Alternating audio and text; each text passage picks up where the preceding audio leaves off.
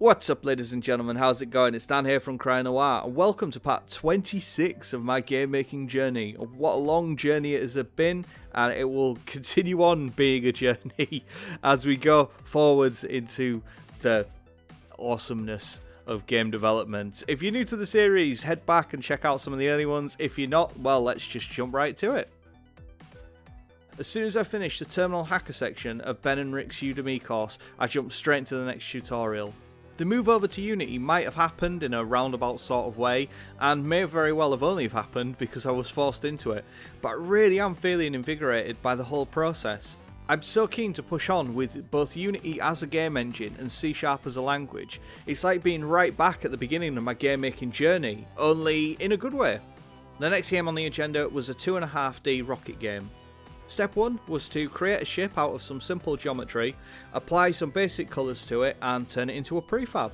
I decided to model mine on a cross between the Enterprise and the Planet Express from Futurama, in a kind of sort of way. Once it was all built, it was time to apply a thruster to it, resulting in it screaming off into the distance. To try and rectify this, we then applied the ability to rotate left and right, and then that resulted in only marginal improvements to the control. To rectify this further, some locks were applied to the varying axes of rotation, meaning the ship could no longer be knocked into facing into the foreground or the background. Next came tagging the varying objects as either fatal if collided with, or friendly, i.e. the launch pad or the landing pad. All this meant we were ready to start prototyping our first level, with both a starting point, a finish point, and some obstacles. We also added a black backdrop to make the levels look a little more striking.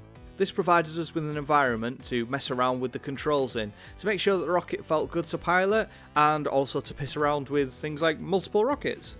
Then, using nothing more than a little bit of time and playing around with the scale of the objects, I was able to create a pretty cool looking first level. Even though it's just using red blocks, the stark lighting really does make the scene stand out. After that, I iterated the design and created a second level, and applied a script to the player to move them on to the next level if they'd completed the level they were already on, or send them back to the first level if they died. The next section added several really cool particle effects to the game, some sound effects, and I designed another level. The game was really starting to come along at this point, and I remember thinking how I'd legitimately seen significantly worse looking games on Steam for like $3 or $4. All that was left at this point was to add a movement script to some of the obstacles, a light in front of the ship to gauge how far away you were from things, and get to work with some more levels.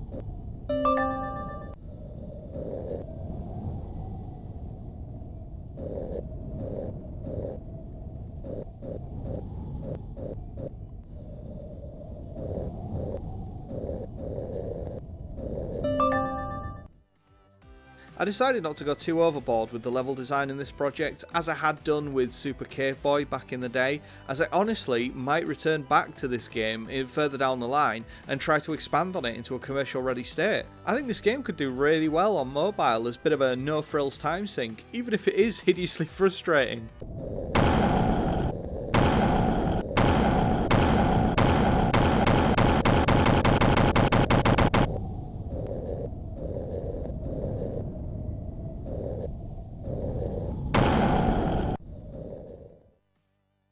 Thank you very much for watching, guys. I hope you enjoyed that video. Like I said, it's part 26, I think it is, so there's plenty to go back over if you did enjoy that video, just to see how I've got to the stage I'm at now. I've got to say, this is by far and away the best Udemy course I have ever done. It is really, really good. Rick and Ben have done a fantastic job. It's the most professional course I've ever been on as well. And it's just the reason why there is so much time in between each one of my game making journeys now is because of just how in depth they go. In other ones, say for instance, like with a prefab or whatever, it would just be okay. So we're now going to merge all these together, and this is a prefab, and this is just like a duplicatable object that you can bring into the game. Whereas like they go into kind of how the prefab works and sort of also they sort of go about onto like additional things of kind of nesting prefabs within prefabs and all the different options you can do, and how if you alter a prefab here it doesn't necessarily affect this one and stuff. And they go really in depth, and there's been like extra little bits on sort of sine waves and how that's all calculated, and you have the instructor hangouts and all sorts. It's a really good course, so it's a lot more in depth, but I'm gaining so much knowledge from it, so I can't thank them enough. It's a really good course. If you want to get into Unity as sort of a development environment, I couldn't recommend this higher. It's really good. And like I said, I've done quite a few Udemy courses. I've done courses on sort of Game Maker. I've done a little bits in Blender. I've done stuff in Unreal, and I've done I don't even know now, probably about sort of 7 or 8 courses, if not more. And this one is by far and away the best. It's really good. So I would highly recommend checking it out. And yeah, the next game appears to be kind of almost, it looks a little bit like Star Fox, sort of an off-world sort of shooter. It looks really cool. So yeah, I'm looking forward to getting into that. I'll be starting that sort of next week, and there'll be plenty on the channel as always to entertain you with. I won't be doing any more retro collecting vlogs for a little while, but there'll be other videos and stuff, so you should check some of them out as well. And yeah, thanks for coming on this journey with me. If you're an old subscriber, you know my slapdash ad hoc way of doing these videos, and I generally throw anything I feel like doing at the channel. But anyway, there's always stuff on there, always, every single week there'll always be a video going up. So thank you very much for joining me, and I will see you very soon. Take it easy now. Bye bye.